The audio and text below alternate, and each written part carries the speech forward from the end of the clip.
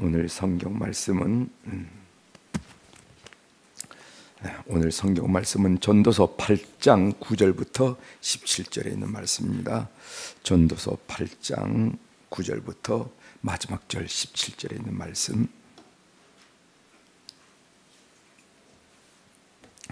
전도서 8장 9절부터 제가 봉독해 드리겠습니다. 내가 이 모든 것을 보고 해 아래에서 행하는 모든 일을 마음에 두고 살핀즉 사람이 사람을 주장하여 해롭게 하는 때가 있도다. 그런 후에 내가 본즉 악인들은 장사 지낸 바 되어 거룩한 곳을 떠나 그들이 그렇게 행한 성읍 안에서 잊어버린 바 되었으니 이것도 헛되도다. 악한 일에 관한 질본이 속히 실행되지 아니하므로 인생들이 악을 행하는데 마음이 담대하도다. 죄인은 100번이나 악을 행하고도 장수하거니와 또한 내가 노니 하나님을 경외하여 그를 경외하는 자들은 잘 될 것이요 악인은 잘 되지 못하며 장수하지 못하고 그날이 그림자와 같으리니 이는 하나님을 경외하지 아니함이니라. 세상에서 행하지는 헛된 일이 있나니 곧 악인들의 행위에 따라 벌을 받는 의인들도 있고 의인들의 행위에 따라 상을 받는 악인들도 있다는 것이라. 내가 이르노니 이것도 헛되도다. 이에 내가 희락을 찬양하노니 이는 사람이 먹고 마시고 즐거워하는 것보다 더 나은 것이 해 아래에는 없음이라. 하나님이 사람을 해 아래에서 살게 하신 날 동안 수고하는 일 중에 그러한 일이 그와 함께 있을 것이니라. 내가 마음을 다하여 지혜를 알고자 하며 세상에서 행하지는 일을 보았는데 밤낮으로 자지 못하는 자도 있도다. 또 내가 하나님의 모든 행사를 살펴보니 해 아래에서 행해지는 이 일을 사람이 능히 알아낼 수도 없도다. 사람이 아무리 애써 알아보려고 할지라도 능히 알지 못하나니 비록 지혜자가 아노라 할지라도 능히 알아내지 못하리로다. 아멘. 17절까지 함께 읽었습니다.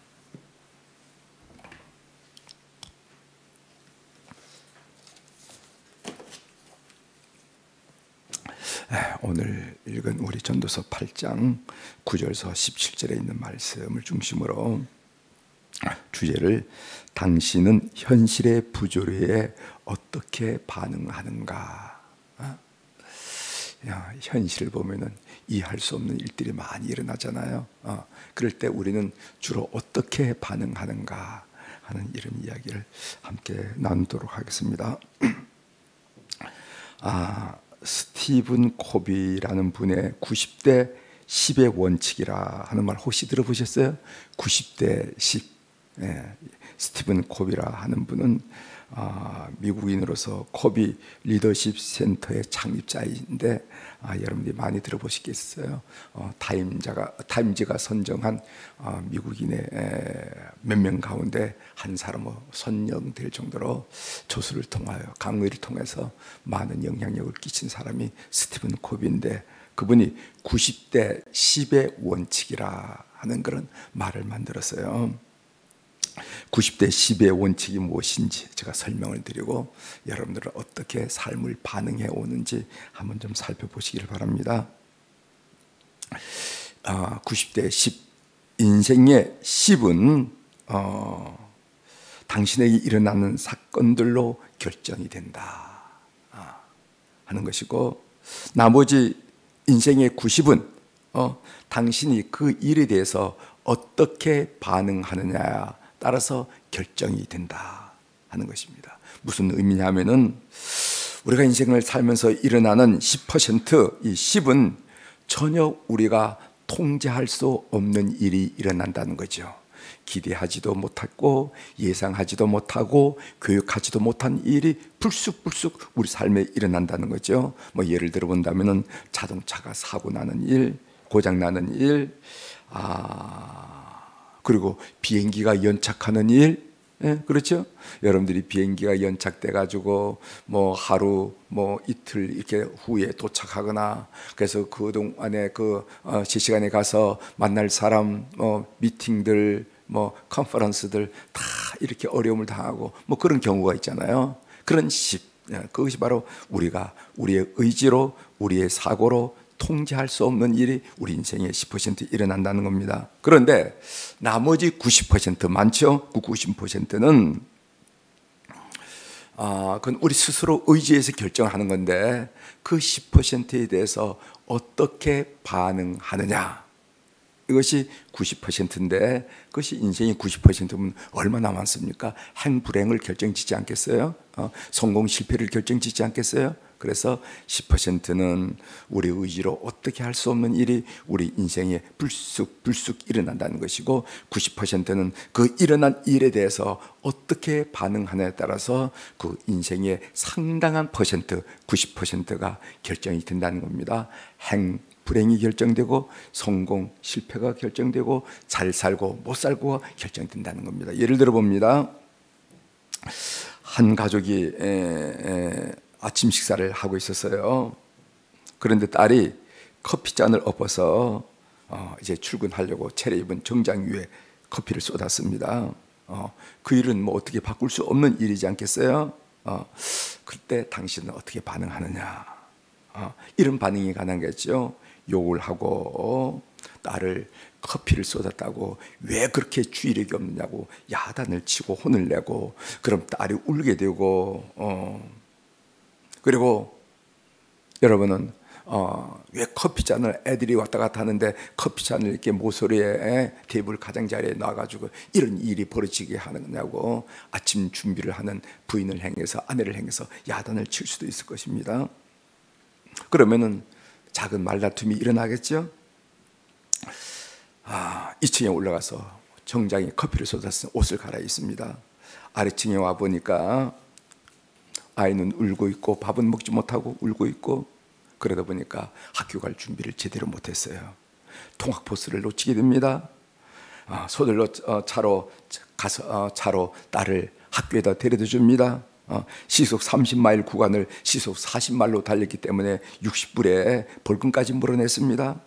딸은 내리자마자 아빠를 향해서 돌아보지도 않고 그냥 뛰어가고 말아요. 회사에는 또 20분 지각하더라 이 말이지. 이런 일이 벌어질 수 있는 거예요. 자기 생에 90%가 일어날 수 있는 겁니다. 또 이런 것도 가능해요. 커피가 정장에 쏟아집니다. 딸을 쳐다보니까 아이가 울듯 말듯 하는 거죠. 당신은 자정하게 괜찮다, 다음부터는 조심해야지, 이렇게 다 이룰 수가 있습니다. 그리고 2층에 올라가서 정장을 새로 갈아입어요. 창밖을 내다보니까 딸이 통학버스에 타면서 뒤를 돌아보면서 집안에 있는 안방에 있는 테이블에 있는 가족들에게서 손을 흔들고 가는 거예요. 당신은 5분 일찍 회사에 도착해서 동료들을 이렇게 반갑게 맞이합니다. 그 차이가 있다는 거예요. 그 차이. 이 두 가지 시나리오를 우리가 인생에 만들 수가 있는데, 그것은 우리가 반응하는 데 따라서 인생의 시나리오가 달라진다는 거예요. 그래서 제가 이것은 어떻게 가르치냐면은, 우리 인간이 반응하는 것은 두 가지 중요한 그 반응에 따라서 반응이 되는데, 하나는 즉각지근 반응적 사고방식, 뭐 이렇게 얘기하죠. 그러면은 내 감정에 내가 느낌 받는 대로 훅 쏟아버린 사람이 있다 말이지. 그런 사람이 있어요.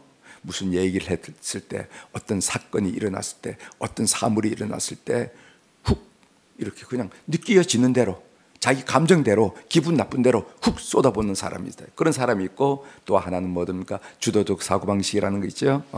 어떤 일이 일어났을 때 스탑, 서서 생각하고 행동하는 거. 그때 그게 가정 그 성경에 예를 들 수 있는 사람이 요셉 같은 사람이죠. 요셉. 요셉은 즉각적으로 반응하지 않아요. 어떤 일이 났을 때 우선 생각하고 서서 순간 스톱하고 그다음 생각하고 그다음에 반응하는 이런 것을 주도적 사고방식이라 하고 가르친 적이 있습니다. 우리가 인생을 살면서 우리의 성격, 우리의 성질 때문에 잘 안 되지만은 이것이 삶의 지혜라는 거예요.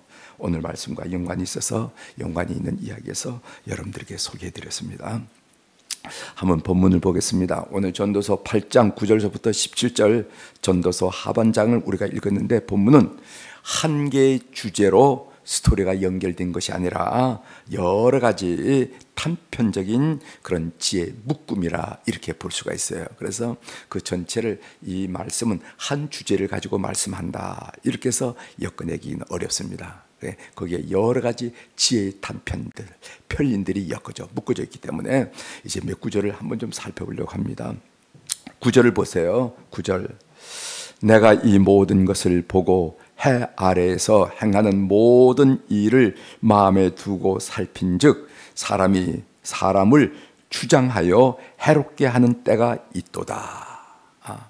여기 보면은 살폈다, 살핀즉 이것은 무심코가 아니라 유심히 보는 자세를 말합니다. 유심히. 그러니까 이 솔로몬이 살폈다 하는 것은 그것은 어떤 사물과 사건을 유심히 본다는 거예요. 굉장히 중요하죠. 이렇게 사건과 사물을 유심히 볼 때 사유가 생기는 겁니다. 거기서 생각이 일어나잖아요. 그죠? 그냥 무심코 보면은 문자 그대로 무심코가 돼가지고 아무 생각이 일어나지 않고 거기에 지혜를 발견할 수 없지만은 모든 사건, 사물, 자연의 이치 이런 것들을 유심히 관찰하면 거기에 사유가 생기고 거기에 지혜가 생길 수 있는 것이죠. 여기 보면 사람이 사람을 주장한다 하는 말이, 이 주장한다라는 말은 히브리어 말로 사람을 통제한다, 사람을 지배한다 하는 그런 의미입니다. 하나님은 세상을 인간을 세상에 내실 텐데 지배하는 구조로 인간을 만들지 않으셨어요. 사람을 남자, 여자, 노소 관계없이 평등하게 만드셨습니다.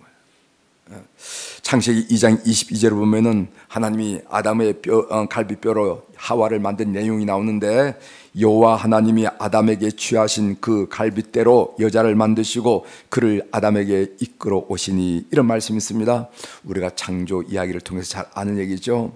갈비뼈로 여자를 만들었다 하는 것은 종속 개념이 아닙니다. 여자는 남자에게 종속되어야 된다 하는 그런 개념이 아니라 아담과 하와는 생명을 나눈 존재다 하는 의미가 갈비뼈로 아담을 만들었다 하는 가장 중요한 신학 사상이고 의미라는 것입니다. 여자는 어떤 존재인가? 남자와 더불어 생명을 나눈 존재이다. 그래서 인간이라는 것이 무엇인가? 우리가 한자로 인간을, 사람 인자를 쓸 때 그 모습을 여러분 상상해 보십시오. 인간이라는 것은 개별적인 존재가 아닙니다. 이렇게 그려진 존재, 그리고 밑에 받치는 그런 존재가 아니라 이것은 생명을 나눈 사이라는 거예요. 인간이란.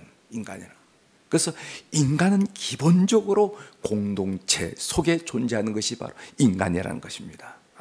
그래서 혼자 무슨 이딴 섬에서 사는 것은 그것은 인간적 삶은 아닌 거예요. 동물의 삶은 될 수가 있고 야만의 삶은 설 수가 있고 야생의 삶을 될 수가 있지만은 하나님이 그리는 인간적인 삶은 아니란 겁니다. 인간은 기본적으로 공동체예요. 가까이 가족 공동체, 또 우리 교회 신앙 공동체, 직장 공동체, 그 삶의 우리로 이렇게 묶어지는 공동체의 삶을 사는 것이 우리 인간 삶이라는 거죠. 그래서 사람이 잘 산다라는 말은 무엇이냐면은 서로를 귀하게 여기는 삶을 보고 사람이 잘 산다 하는 거예요. 서로를 귀하게 여기는. 그러나 우리 인간이 죄로 말미암아 서로를 주장하는, 지배하는 관계가 되고 말았다는 거죠. 이것이 바로 제 참상이 아니겠습니까? 원죄 참상이 아니겠습니까? 왜 사람이 자꾸 남을 지배하려고 하냐 말이지. 그 지배하는 것을 통해서 보람을 느끼고 의미를 느끼고 사는 맛을 느끼고 이런 존재로 바뀌어진 거예요. 왜 사람이 권력지향적입니까? 권력을 얻으면 지배할 수 있는 자리와 위치에 있기 때문에 권력지향적인 거예요. 그런데 이것은 바로 원죄로 인해서 잘못된 것이다. 그래서 우리가 주장한다, 지배한다는 것은 성경적인 정신이 아닙니다. 사도 바울은 이렇게 말했습니다. 사도 바울이 성도들에게 요구한 내용인데 갈라디아 교인들에게 요구한 거죠. 서로 섬기는 자발적 종의 삶을 살아라 이거예요. 그 부분을 읽어드리겠습니다. 갈라디아 5장 13절에 보면은 형제들아 너희가 자유를 위하여 부르심을 입었으나 그러나 그 자유로 육체의 기회를 삼지 말고 오직 사랑으로 서로 종노릇하라 이렇게 했어요. 무슨 얘기냐면은 우리 인간의 죄의 종로로 타던 존재가 예수 그리스도의 십자가 사건으로 자유함을 얻었습니다. 죄의 굴레에서 벗어났습니다. 이 자유를 어떻게 사용하는 것이 기독교인의 삶인가? 그것은 오직 사랑으로 서로 종로를 타는 거예요. 서로를 지배하고 서로를 조종하는 그런 자리가 아니라 서로를 섬기는 것으로 초청하는 것이 우리 기독교인의 삶의 자리라 하는 것을 여러분들이 알 필요가 있습니다. 그 다음 보겠습니다. 그 다음에 11절 보면은요, 악한 일에 관한 징벌이 속히 실행되지 아니하므로 인생들이 악을 행하는데 마음이 담대하도다. 이게 무슨 말인가 하면은 죄에 대한 심판이 즉각 실행되지 않으면은 누구나 죄를 범하는데 담대해지는 경향이 있다는 것입니다. 그래서 인간들이 착각을 하는 거예요. 그렇지. 우리가 만일 어떤 죄를 우리가 생각으로, 우리가 말하는 것으로, 우리가 행동하는 것으로 잘못된 일에 즉각 심판을 받는다 그러면, 벌을 받는다 그러면 죄가 많이 줄어들 거예요. 그죠? 줄어들 거예요.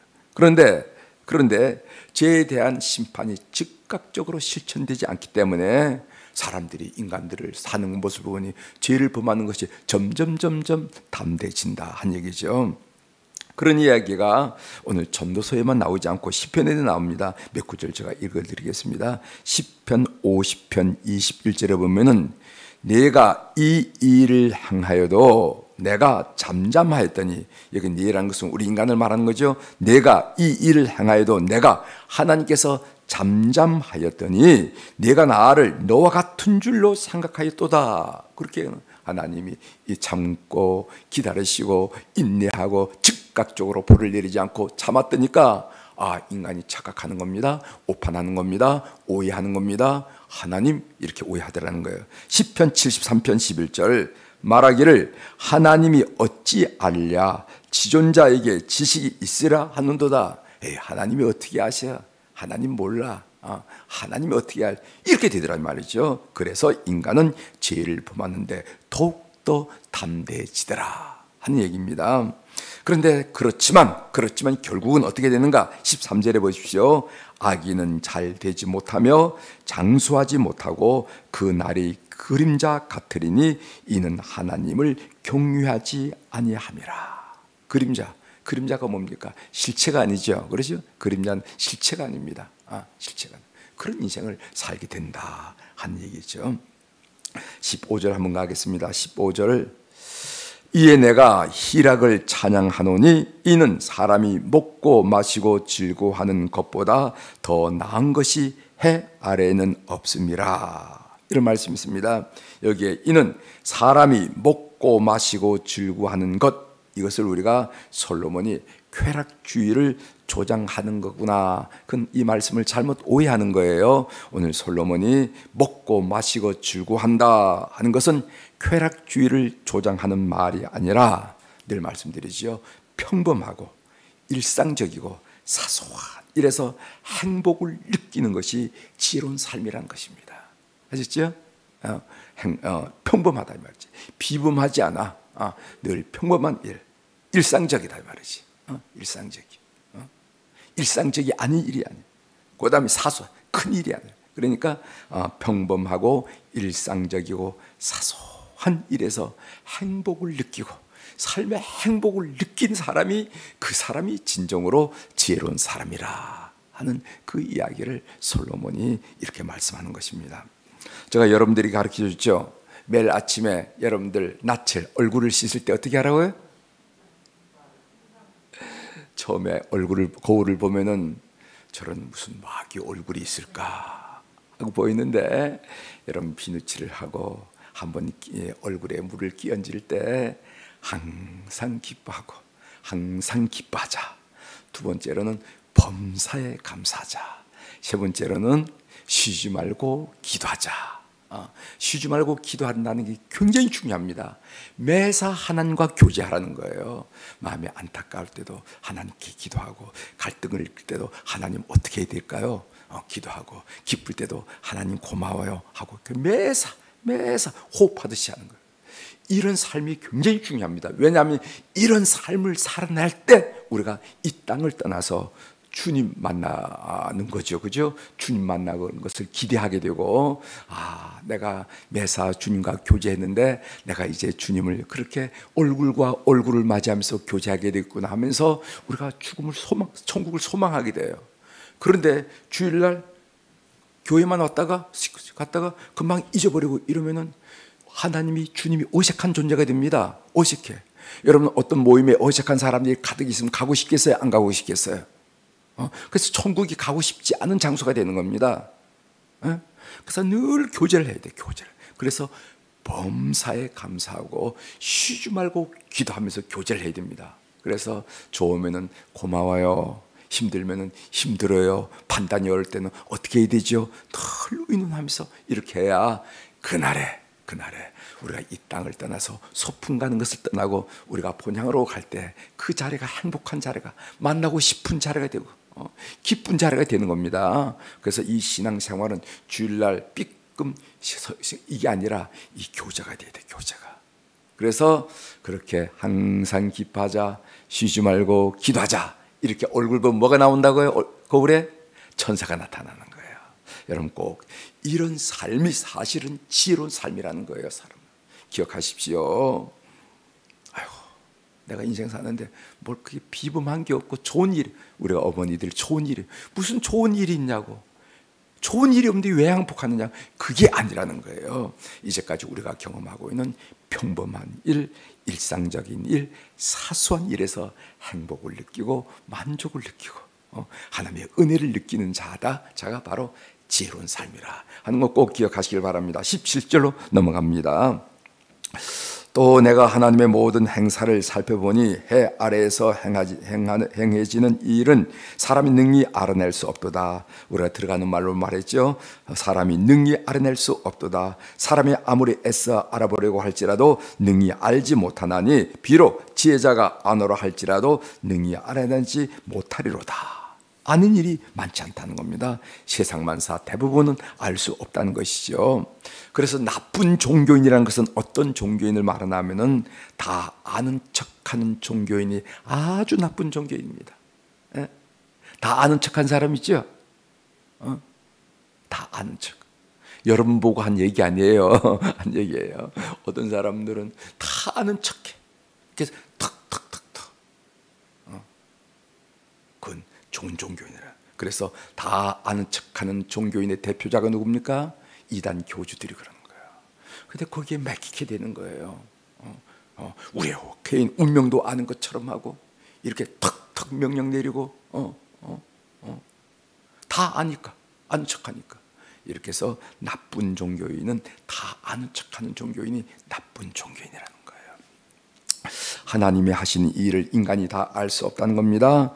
인간은 모름 속에 살아가는 겁니다. 사실은 여러분, 오늘 하루에 무슨 일이 일어날지 모르잖아요. 그죠? 모름 속에 우리가 살아가는 거예요. 따라서 인간은 자신의 한계, 자신의 부족함을 인정하고 하나님을 경외하는 것, 이것이 바로 인간의 바른 삶의 자세라는 것.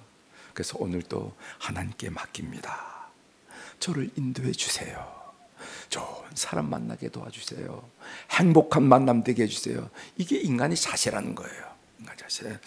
자, 하나님의 음성 듣기로 한마디 말씀드리도록 하겠습니다. 제가 오늘 읽은 말씀 중에서 14절의 말씀이 마음에 많이 와닿아서 여러분들이 특별히 해설해 드리지 않았습니다. 14절 제가 읽어드리겠습니다. 세상에서 행해지는 헛된 일이 있나니 곧 악인들의 행위에 따라 벌을 받는 의인들도 있고 의인들의 행위에 따라 상을 받는 악인들도 있다는 것이라. 내가 이르노니 이것도 헛되도다. 이게 무슨 말인가 하면은, 여기 보면 벌을 받는 의인, 의인이 왜 벌을 받아야 됩니까? 상을 받는 의인 하면은 맞는 말이지만은 벌을 받는 의인 맞는 말이 아니잖아요. 또 상을 받는 악인, 이게 맞는 말이 아니잖아요. 악인은 벌을 받는 악인이란 말이 맞는 말이지 상을 받는 악인이라는 말이 틀리잖아요. 그런데 세상사를 살다 보면 이거 현실의 부조리인데 벌을 받는 의인이 있고 상을 받는 악인이 목격되더라는 거예요. 그래서 오늘 이 전도자는, 솔로몬은 그것을 보고 현실의 부조리라 하는 것이라고 얘기합니다. 세상은 그런 예가 있더라는 거예요. 여러분도 경험하죠? 응? 벌을 받는 의인을 경험하게 되고 상응을 받는 악인을 경험해야 된다는 말이죠. 그럴 때 두 가지 반응이 가능하다는 거예요. 어떤 반응이 가능한? 첫 번째로는 뭐 세상사가 이래 하면서 막 사는 사람이 있어요. 안 돼. 뭘 그래? 다 사는 사람 산들 봐. 다 그런 걸 하면서 인생을 막 사는 사람이 있습니다. 그런데 그렇기 때문에 더 예민한 신앙 양심을 가지고 잘 사는 사람이 있어요. 이런 부조리 때문에 더 예민한 신앙 양심을 가지고 잘 사는 사람이 있다는 것입니다. 이것이 바로 이 후자의 삶이 신앙적인 삶이라는 것입니다. 이런 삶이 막 사는 사회를 정화시키는 한 줄기 샘물이 될 수 있고 한 줄기 빛이 될 수 있는 그런 잘 사는 삶이라는 거예요. 여러분, 우리가 이 사회가 혼탁되었다 하고 손가락질을 많이 하잖아요. 어두운 세상, 혼탁한 세상. 그런데 여러분, 시골의 샘물에 가보면 말입니다. 아무리 이렇게 혼탁하더라도 샘물에서 맑은 물이 나오면요, 이내 그 맑은 물, 그 혼탁한 물들이 그 맑은 물에 다 씻겨 나가고 그 옥날샘은 또 사람이 와서 먹는 그런 옥날샘이 되는 것을 확인해요. 우리가 바다의 깜깜한 칠흑 같은 바다에 인류의 희망 등대의 불빛을 보고 항해를 하는 거 아니겠습니까? 배들이. 그런 것처럼 우리 그리스도인 삶은 현실의 부조리가 없다고 말하는 것이 아니라 현실의 부조리가 막강하고 현실적이지만 그럼에도 불구하고 예민한 신앙적 양심, 믿음을 가지고 살아내는 것, 이것이 바로 성도의 삶이라 한다는 것입니다. 그런데 그런 성도의 삶이라는 것은 우리가 보상 때문에 그렇게 사는 것이 아니라 그것이 옳기 때문에 그렇게 의롭게 살려고, 선하게 살려고 발버둥 친다는 것. 그렇죠? 내가 이렇게 살면은 보상을 받을 거야. 사람이 알아주겠지. 사람이 알아주고 말고 이게 아니라 그렇게 사는 것이 옳기 때문에, 바르기 때문에 그렇게 살려고 발버둥 친다 한다는 겁니다. 결국 그런 선한 삶, 의로운 삶을 살 때 우리의 삶은 썩어지는 한 알의 미랄이 되고 거기서 많은 열매를 맺으면서 하나님 나라를 사소하게 소담스럽게 일고 가는 하나님 나라 백성이 될 수 있다 한 얘기입니다. 갈라디아서 6장 7절에 보면 이런 말씀 있어요. 스스로 속이지 말라. 하나님은 업신여김을 받지 아니하시나니 사람이 무엇으로 심든지 그대로 거두리라. 믿으시길 바랍니다. 우리가 이렇게 이 혼탁한 세상, 이 현실의 부조리에서 정말 살기 어렵지만은 우리가 말씀대로 사는 것은 하나님이 계시기 때문이고 그 하나님은요 우리가 심은 대로 거두게 하신 분이시다. 그래서 갈라디아서 6장 9절에 우리에게 어떻게 고민하냐면은 우리가 선을 행하되 낙심하지 말지니 포기하지 아니하면은 때가 이름에 거두리라. 믿으시길 바랍니다. 때가 이름에 거두리라 하는 것을 믿고 여러분들이 그것 때문에 그렇게 사는 건 아니지만은 그것 때문에 보상을 위해 사는 건 아니지만 여러분들이 그 삶을 살아나갈 때 하나님이 축복하셔서 그것이 여러분의 삶 아니면 여러분들의 자손들의 삶 속에 하나하나 싹으로 열매로 나타난다는 것을 분명히 믿으시길 바랍니다. 때가 이름에 거두리라 하는 것을 믿고 오늘 살아가는 교우들이 되기를 주의 이름으로 축원합니다. 기도하시겠어요?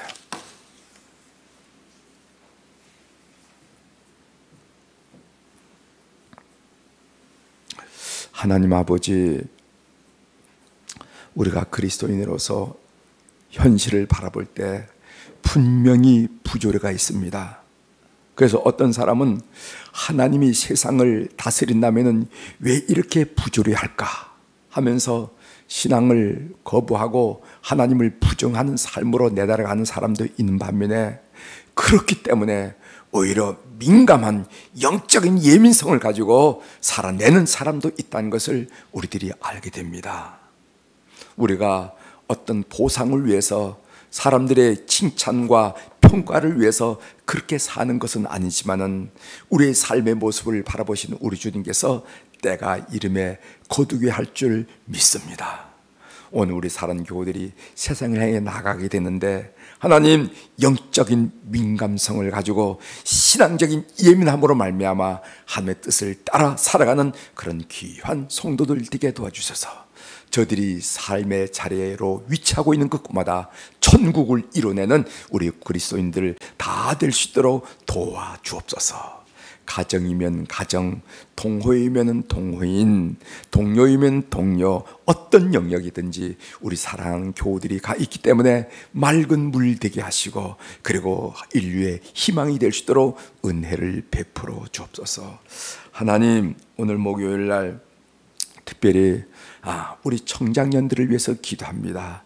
우리 청장년들이 우리 교회의 허리고 또 장래 다음 세대가 될 텐데 하나님이 청장들의 삶의 위치가 참 버겁고 무겁습니다. 직장의 일도 만만치 않고 사업의 일도 만만치 않고 부모를 건사하고 그리고 또 자녀들을 돌보는 일, 이게 만만치 않습니다. 하나님, 저들에게 능력 주시고 저들에게 지혜 주시고 저들에게 좋은 만남 주시고 저들을 축복하여 주셔서 하늘의 은혜로 말미암아 저들의 삶의 여정들이 풍성하게 도와주시고 평탄하게 하시고 그리고 또 하나님께 영광을 올려드리는 형통한 삶이 될 수 있도록 우리 교회에 있는 모든 청장년들을 주께서 붙들어 주옵소서. 그래서 청장년들 얼굴마다 자신감이 넘치고 감사함이 넘치고 그리고 또 은혜가 넘치고 성령의 감동이 있고 하나님의 다스림을 경험할 수 있도록 우리 모든 청년들의 삶을 역사하여 주시고 인도하여 주시옵소서. 오늘 또 하늘의 주권과 땅의 주권을 가진 우리 주님의 이름으로 선언합니다. 선포합니다. 내 영혼이 잘된 같이 범사가 잘되고 강건한 축복을 우리 사랑하는 교우들이 누리게 도와주옵소서. 감사드리며 예수님의 이름으로 기도 올려옵나이다. 아멘.